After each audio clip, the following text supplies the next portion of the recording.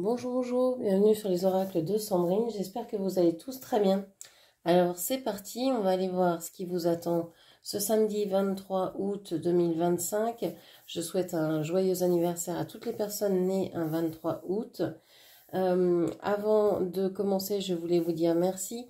Merci de votre présence, de votre écoute et de toutes les actions que vous menez sur ma chaîne. C'est grâce à vous que ma chaîne grandit chaque jour. Donc merci pour toutes vos actions. N'hésitez pas donc à vous abonner si vous aimez mon travail, à booster cette vidéo si vous le pouvez et à liker, partager, etc. Vous en avez l'habitude. Je suis Sandrine, je suis jardinière d'âme et je vous propose des lectures d'oracle personnalisées, des soins Reiki chamaniques et des cocons d'accompagnement. Vous avez toutes mes prestations dans la barre de description ainsi que mes coordonnées pour pouvoir me joindre. Allez, c'est parti, on va aller voir donc votre état d'esprit aujourd'hui, samedi 23 août 2025. Alors, je vais faire plusieurs vidéos aujourd'hui.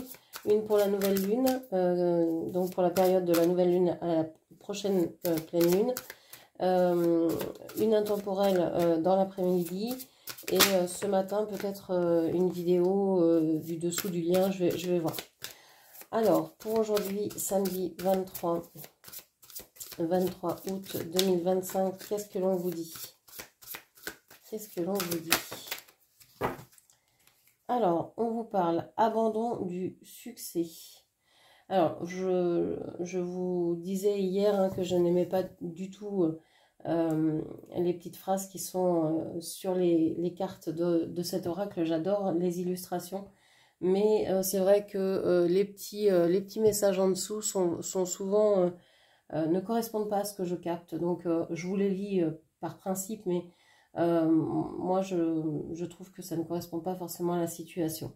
Ici, on vous dit que vous allez tourner le dos à quelque chose que vous n'aimez pas, qui ne vous convient plus. Aujourd'hui, vous n'avez pas peur de dire, bon, allez, j'ai compris, je me suis assez fatiguée, assez usée dans cette situation, je tourne le dos, je change, je fais différemment.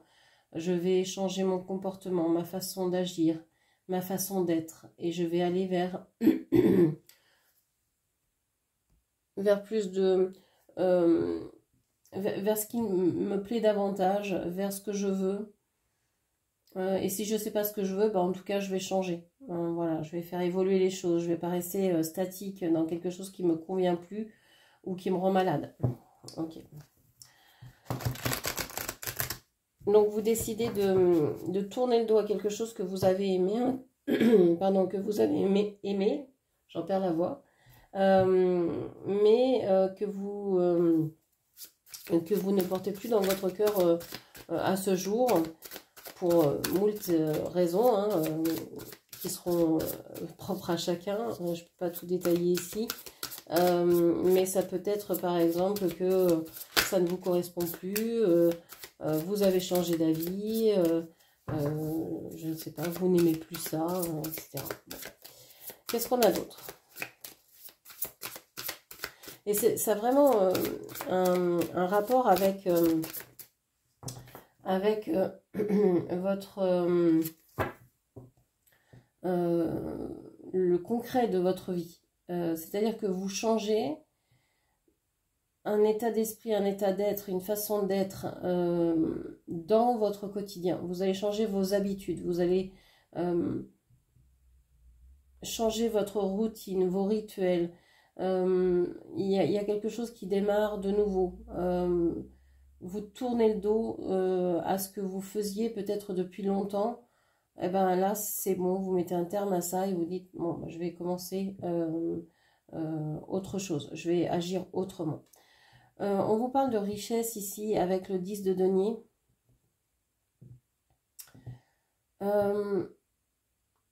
J'ai la sensation que vous savez que vous avez toute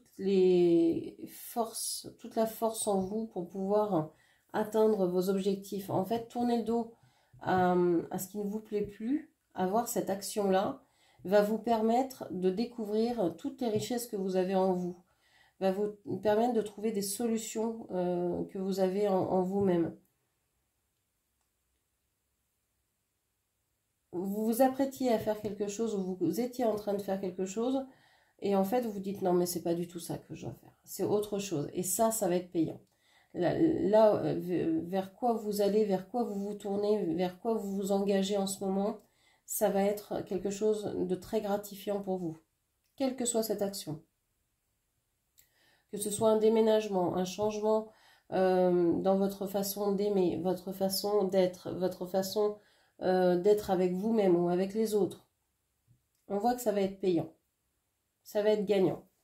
Ok. Qu'est-ce qu'on a d'autre? Ça va être gagnant et c'est comme si, en plus, vous pouviez transmettre ça. Alors, peut-être que vous êtes dans cette situation force d'exemple vis-à-vis de vos amis, vis-à-vis de vos proches, de vos enfants. Il y a une histoire de regarde, j'arrive à tourner le dos à ce qui me plaît plus et à réussir quand même. Donc peut-être que d'autres peuvent le faire. Okay. Le cavalier de bâton, comme hier, à la même place. Il y a encore cette histoire de colère. Alors, on a deux cavaliers, cavalier de bâton et cavalier de coupe. J'ai l'impression que ici, cette colère que vous aviez hier a pu se transformer en quelque chose de plus... en quelque chose de plus doux. C'est comme s'il y avait eu besoin de cette colère, de cette fougue, de cette énergie de passion dévorante, etc. Vous savez, c'est comme comme quand vous faites brûler de l'alcool avec du sucre, ça flambe et ensuite ça devient quelque chose de doux, de caramélisé, de bon à manger. Là, c'est un peu ça. Vous avez hier flambé le dessert, et aujourd'hui vous allez pouvoir le manger et en profiter. Alors, avec le cavalier de coupe, on vous parle du signe du cancer. Avec le cavalier de bâton, on vous parle... alors, cancer, ça peut être aussi poisson ou scorpion. Le cavalier de bâton me parle des signes de feu, donc bélier, sagittaire et lion. Je vois plus un sagittaire d'ailleurs ici.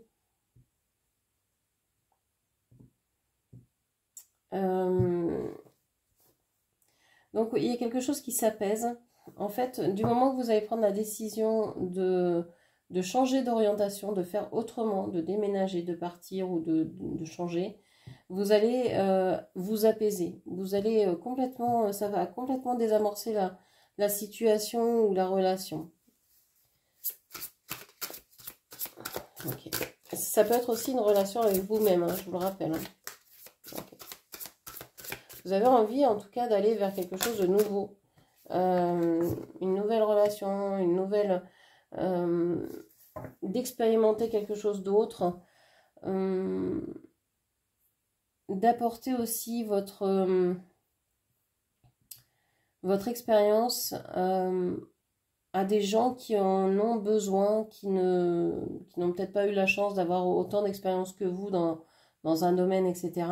Vous avez envie de pouvoir montrer combien vous pouvez être aimante, combien vous pouvez prendre soin aussi. J'ai l'impression que vous avez envie de communiquer d'une belle manière avec la reine de denier. Ici, on a les signes de terre, taureau, donc taureau, vierge et capricorne. Donc certainement plus capricorne. On a cette idée que vous avez envie d'une explication. Vous pouvez être hyper têtu là-dessus, mais vous êtes quelqu'un de bienveillant. Vous savez que c'est nécessaire d'avoir cette conversation, de pouvoir ouvrir votre cœur à la personne que vous aimez et que lui dire combien vous voulez prendre soin de lui, d'elle ou de vous-même, de cette relation, de ce qui est question ici. Ok. L'impression que vous avez envie de discuter pour pouvoir continuer le chemin. C'est comme si en fait vous passiez par une étape. Vous ne vous arrêtez pas. Il y a une personne qui s'est arrêtée en chemin, qui n'a pas peut-être su évoluer. Et puis vous avancez vers elle. Vous lui dites que ce que vous avez à lui dire et vous continuez le chemin, vous continuez la route. Vous avez conscience de devoir continuer, de devoir évoluer au-delà d'une personne, sans compter sur cette personne en fait. Chacun a sa temporalité et vous savez que cette personne n'est pas dans la même temporalité que vous. On a le fou ici, axe sud.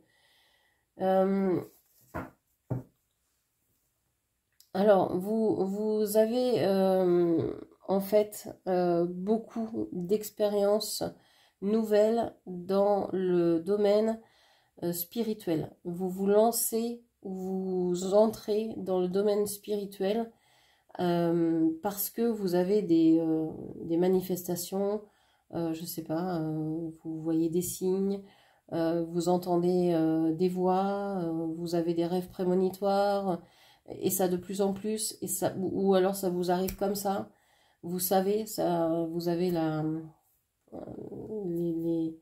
les mots, les phrases qui vous viennent comme ça, et vous savez, vous avez la réponse pour vous, pour les autres. Et donc ça vous interroge et vous rentrez dans un nouveau monde. Alors peut-être que vous connaissez déjà le monde spirituel, le monde ésotérique, etc. Mais là, c'est soit vous y rentrez parce que vous ne connaissiez pas, soit vous y rentrez en montant des étapes, en sautant, sautant des classes, quoi. Vous a dit, mais en fait, il y a 2 jours, je ne savais pas lire le tarot, et là, il suffit que je le prenne, ça y est, je sais ce que je dois dire, j'ai le message, etc. Par exemple. Vous avez peut-être d'ailleurs acheté votre premier pendule, vos premières cartes, vos jeux de cartes, ou je ne sais quoi, tout en étant étonné de le faire, et en vous disant, mais finalement, waouh, c'est top. Et ça vous aide énormément. Okay. Et donc vous vous dites, bon bah je suis peut-être en train de tourner tourner fou, folle, mais qu'est-ce que c'est l'éclate. Qu'est-ce que c'est chouette de voir la vie avec de la magie. En fait, cette carte du fou axe sud, elle me fait penser à la carte du pendu, mais ici, au lieu d'être coincé, vous avancez. Vous voyez les choses sous un autre angle et en plus, vous êtes libre de votre action. Donc, c'est vous qui apportez les solutions à votre vie d'une autre manière que ce que vous auriez fait jusqu'à maintenant, d'une manière complètement peut-être éthérée pour beaucoup, mais en tout cas, on voit que ça vous va, ça vous satisfait, ça vous ravit, donc bah, c'est le principal. On a ici le 7 de bâton, on a la valeur. Vous défendez ici vos valeurs, c'est ça qui est important. Quelle que soit la manière que vous ayez de le faire, le plus important c'est que vous restez dans cet axe-là, de défendre ce qui est important pour vous, de continuer à vous battre pour ce que vous croyez. Et ça c'est hyper important. Donc que ce soit des valeurs spirituelles, que la vie est pleine de magie, qu'il y a une vie après la mort, ou que cette vie prépare à une autre vie, et que la mort n'est qu'un passage vers cette autre vie, etc. Peu importe vos croyances, mais en tout cas on voit que vous les défendez avec assurance et que ça a vraiment un impact positif sur votre vie aujourd'hui. Ok, alors on va aller prendre une carte des anges et des pierres. Alors, on a la pierre de lune qui vous dit, êtes-vous en accord avec les phases de la lune? Justement, je vais vous faire c'est rigolo parce que la première carte, on voyait la lune apparaître ici. Bon, là, c'est à pleine lune. Nous, on est aujourd'hui dans l'énergie de la nouvelle lune. Donc, on vous parle de la pierre de lune. Êtes-vous en accord avec les phases de la lune? Reconnaissez-vous vos propres cycles? Sachez que votre côté féminin a beaucoup à offrir. Entrez en vous pour recevoir l'inspiration du divin féminin. Vos sentiments et vos intuitions disent la vérité, écoutez. Donc vous pouvez appeler auprès de vous l'esprit de la pierre de la lune, pardon, pour vous aider à comprendre vos cycles, à vous rapprocher de votre intuition, à vous rapprocher de l'énergie de la lune. Et puis on vous parle ici de l'ange du divin féminin. J'honore les phases de la lune, je m'aligne au cycle naturel de toute vie. Mes sentiments sont valables, je reçois et j'utilise ma vision intuitive. Je fais confiance en ma connaissance intérieure et j'agis selon mes sentiments avec confiance. Donc vous pouvez également appeler l'ange divin du divin féminin auprès de vous pour qu'il puisse vous aider à vous reconnecter à votre divin féminin, que vous soyez femme ou homme. On vous parle de l'angélite. Recevez-vous des messages intuitifs? Je vous en avais parlé. Voulez-vous être plus intuitif? Calmez votre esprit. Acceptez les communications des anges et des guides spirituels. La véritable communication inclut l'écoute, l'expression et l'observation. Remarquez les messages de la nature et de votre environnement. Donc vous pouvez aussi appeler l'angélite. Et puis on vous parle de l'ange de la communication. J'envoie et je reçois des messages avec aisance et grâce. Les conseils et inspirations de mes anges et autres guides spirituels me viennent à chaque instant. J'interprète les messages que je reçois et je les applique à ma vie avec sagesse. Donc voilà les deux anges que vous pouvez appeler, l'ange du divin féminin et l'ange de la communication pour pouvoir vous aider aujourd'hui. On parlait de communication, d'échange, de bienveillance, de s'ouvrir à une autre façon de communiquer, de recevoir des messages. Donc tout est cohérent ici. On va aller chercher un petit message du murmure des fleurs. Qu'est-ce que l'on vous dit? Qu'est-ce que l'on vous dit pour aujourd'hui? Alors, on vous parle de l'élébore et du contrat d'âme et du tournesol et de la loi d'attraction, la pensée positive. Alors, pour les contrats d'âme, j'ai poussé un petit coup de gueule hier par rapport au lien flamme jumelle. Je vois beaucoup en soins ou en lecture des personnes qui viennent vers moi, qui sont en relation flamme jumelle, qui sont en souffrance et qui sont dans l'attente du retour à la communication, du retour de la personne aimée, etc. Et ces personnes me disent très sérieusement, et je comprends ce qu'elles veulent dire également, mais qu'elles ne peuvent pas agir parce que ça pourrait influencer leur autre, etc. De toute façon, que vous soyez en parcours flamme jumelle ou pas, du moment que vous aimez quelqu'un, vous êtes lié à cette personne et donc vous influez forcément quand vous faites quelque chose. Alors peut-être plus encore, évidemment, quand vous êtes en contrat flamme jumelle, mais faut pas que ce soit quelque chose qui vous empêche d'avancer. On a cette idée aussi ici, hein, on a les deux cavaliers qui représentent vous et votre autre si vous en avez un. Vous pourriez être très enflammé pour une personne, mais aussi vouloir vivre pour vous. Et ça, c'est hyper important. Parce qu'en fait, dans ces relations-là, souvent, il y a une personne, et souvent c'est l'énergie féminine, qui s'arrête de vivre pour correspondre à l'autre, pour attendre l'autre, et qui passe par des étapes incroyables de sacrifice, etc. Alors, vous avez beau dire c'est des étapes de votre parcours, etc. Il y a un moment, il faut arrêter de se raconter des histoires et regarder la réalité. Vous êtes en souffrance dans une relation où vous êtes la seule à porter la relation. Donc ça s'appelle être dans une relation négative, etc. Donc il faut réussir à se sortir de là. Peu importe le nom que vous lui avez donné, c'est un concept, c'est une façon, c'est quelque chose qui vous aide à penser, mais ça ne doit en aucun cas vous empêcher d'avancer dans votre vie et de faire ce que vous avez à faire. Cette personne doit venir, si vous devez la retrouver à un moment dans votre vie, elle sera là, hein, elle reviendra, etc. Vous devez aussi vivre pour vous, et surtout pour vous, vous êtes incarné pour vivre votre vie, pas pour attendre Pierre-Paul Jacques ou je sais pas qui ou je sais pas quoi. Ok. On continue. Un message des animaux. Et ce sera la dernière carte. Donc on vous parle, oui, ici de contrat d'âme, loi d'attraction, pensée positive.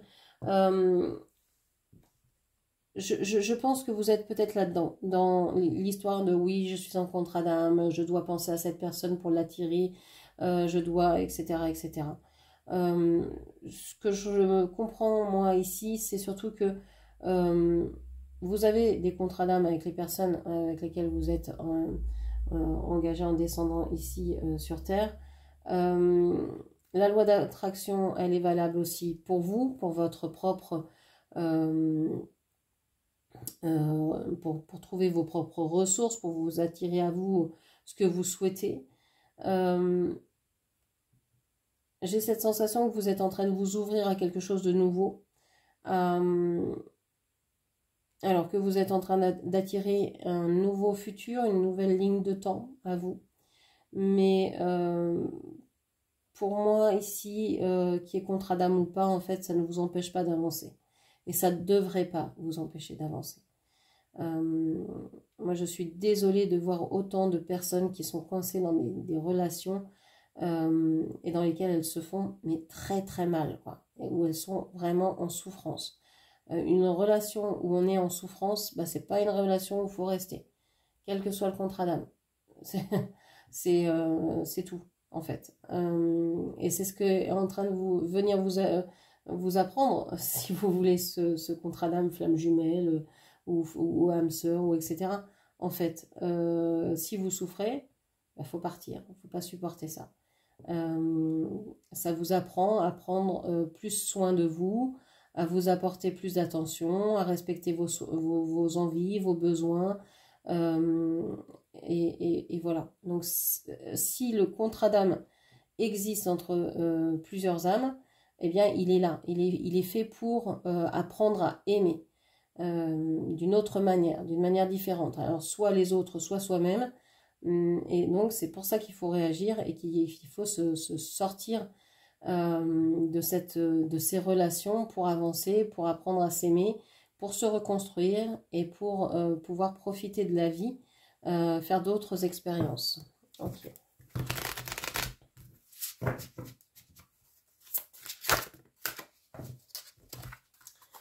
On a l'abeille ici, la communauté, la vie sociale, la collaboration et la prise de distance, l'éloignement, l'aigle.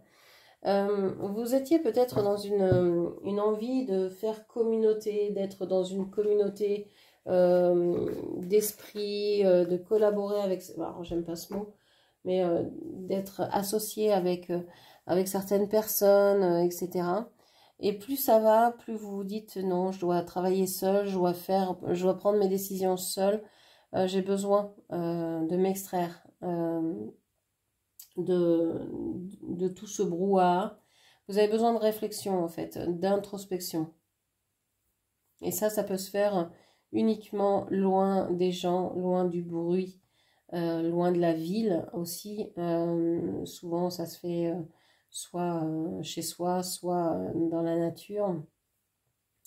Donc besoin de prendre du recul ici, hein. C'est pour ça que je vous parlais aussi de ce pendu à l'envers, enfin de ce pendu libre que je voyais, hein. Besoin de voir la vie autrement, d'appréhender peut-être la relation sous un autre angle, la situation sous un autre angle, et de se sentir libre d'agir comme vous voulez en défendant vos valeurs.